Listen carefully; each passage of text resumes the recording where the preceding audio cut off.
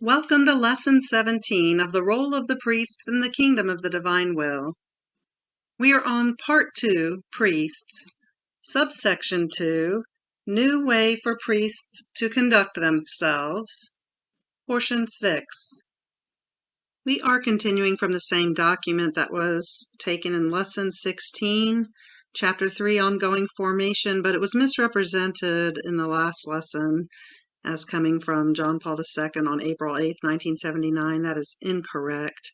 The correct citing would be the Congregation for the Clergy, Directory on the Ministry and Life of Priests, published by Libreria Editrici Vaticana, and it was authorized by His Holiness Pope John Paul II on the 31st of January, 1994.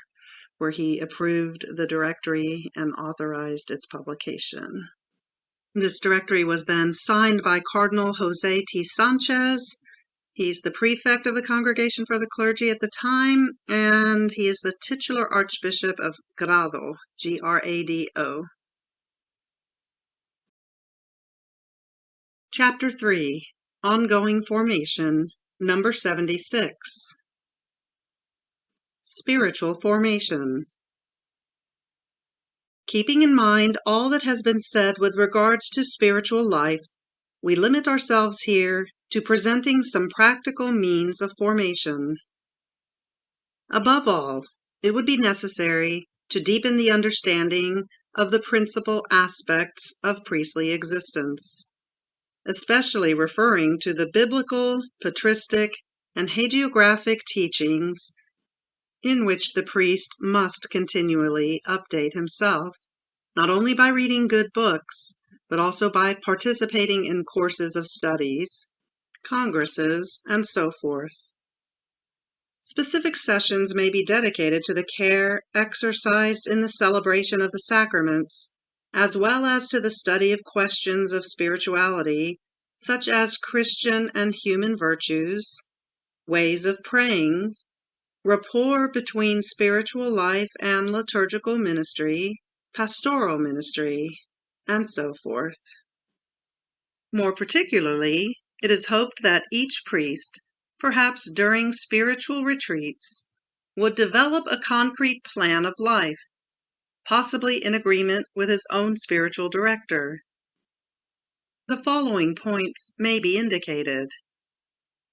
A.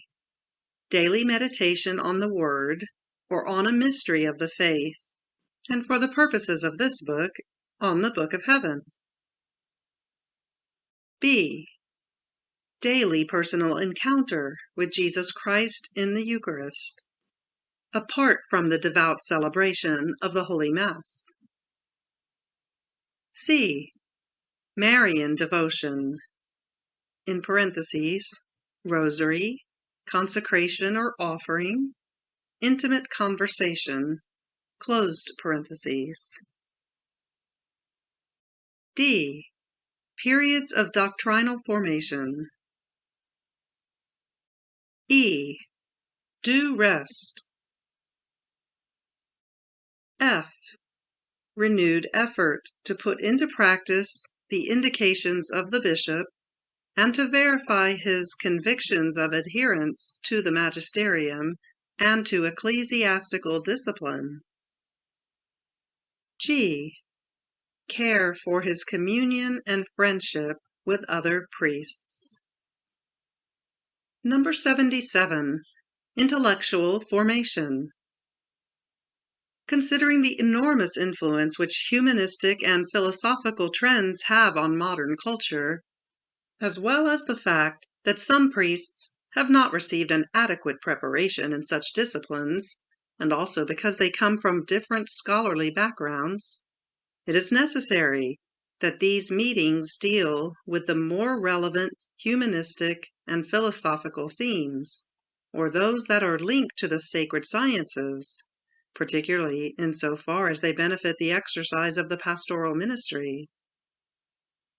Such themes also constitute a valid aid in order to deal correctly with the principal arguments of fundamental, dogmatic, and moral theology, of sacred scriptures, of liturgy, of canon law, and of ecumenism, and so forth, bearing in mind that the teachings of these matters should not be simply problematic, informative, and theoretical, but must lead to an authentic formation towards prayer, communion, and pastoral action.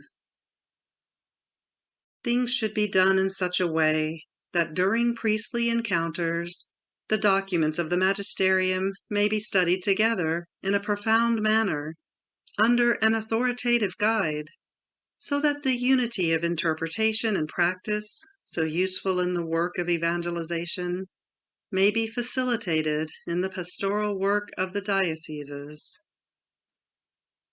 Particular importance in intellectual formation must be given to the handling of themes which today have more relevance in cultural debates and pastoral practices, such as, for example, those related to social ethics, bioethics, and so forth.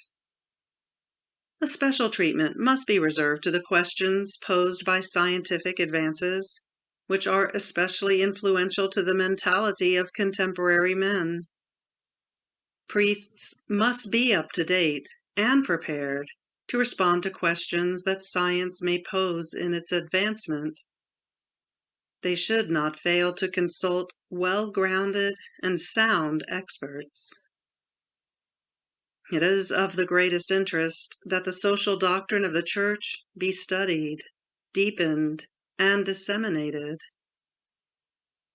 The interests of the priests, who are in favor of the needy and of all the faithful through them, must not remain as mere desires, but be converted into specific efforts, always following the impulse of the magisterial teachings.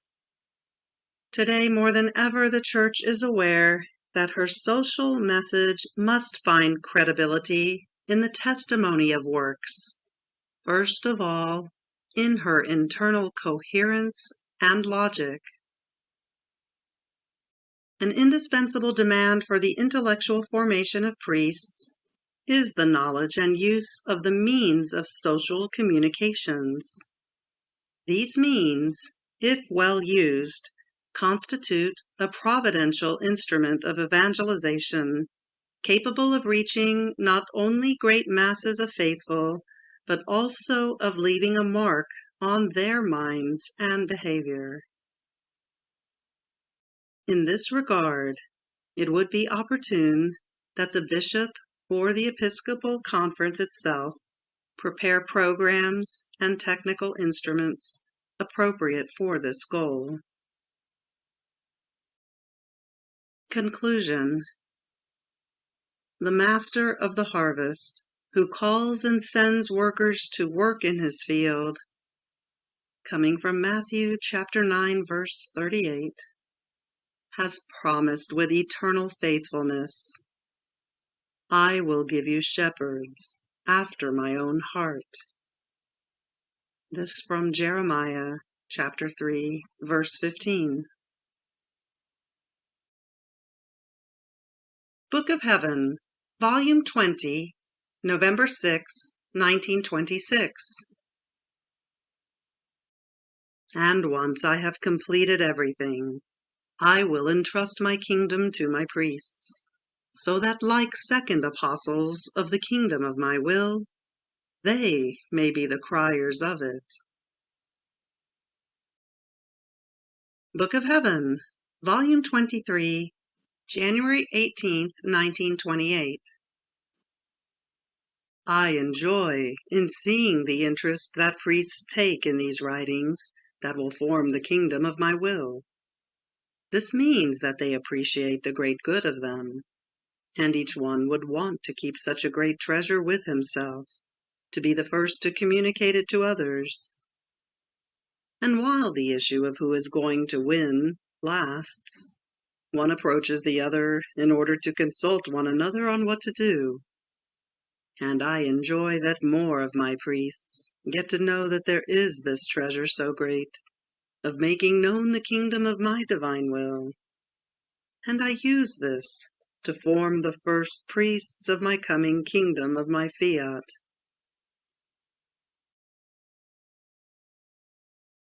On this divine faithfulness that is always alive and operative in the Church rests the hope of receiving abundant and holy vocations to the priesthood. Moreover, it has already been proven in many countries that the Lord will not deny His Church the necessary light to confront the fascinating adventure of casting the nets into the sea. The Church responds to the gift of God with acts of thanksgiving, fidelity, docility to the Spirit, and a humble and persevering prayer. In order to perform its apostolic mission, each priest will bear, engraved on his own heart, the words of the Lord. Father, I have glorified you on earth, having accomplished the work which you have given me to give eternal life to men. This from John, chapter 17, verses 2 through 4. Book of Heaven, Volume 6, October 29th, 1904. My designs are accomplished only in one who attaches his works to perseverance. Book of Heaven, Volume 6, April 11th, 1905. Perseverance is seal of eternal life and development of divine life. Book of Heaven, Volume 19, June 15th, 1926.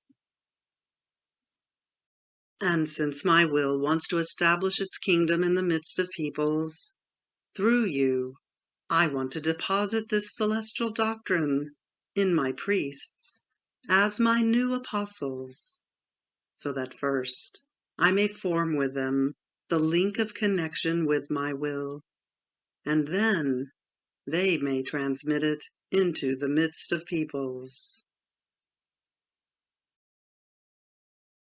For this, the priest will dedicate his own life to his brothers, living as a sign of supernatural charity, in obedience, in celibate chastity, with simplicity, and with respect for discipline in the communion of the Church. Charity.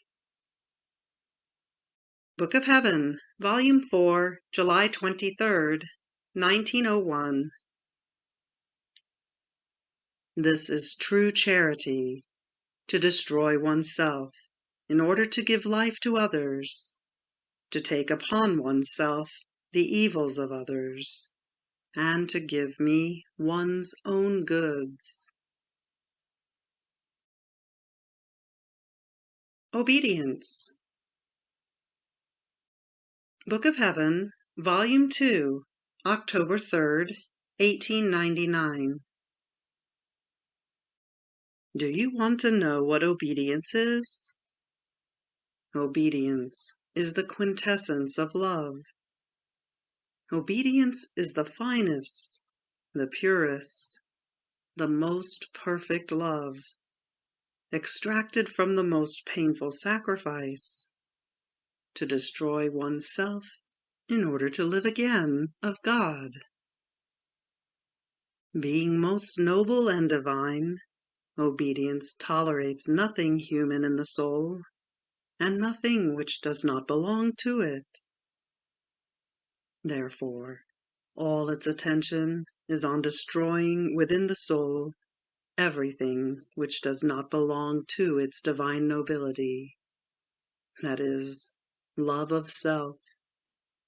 And once it has done this, it cares very little about whether it alone struggles and toils on behalf of the soul, while allowing the soul to rest peacefully. Finally, I myself am obedience. Marian movement of priests. Our Lady speaks to the priests, her beloved sons. Number 169. The second sign, lack of discipline. February 2nd, 1979. Number 169, E.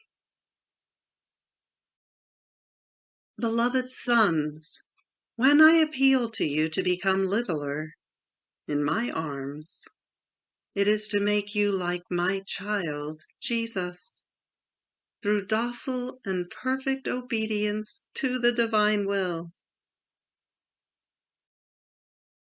Here ends Lesson 17 of the Role of the Priests in the Kingdom of Divine Will. Part 2, Priests. Subsection 2, New Way for Priests to Conduct Themselves. Portion 6. Fiat.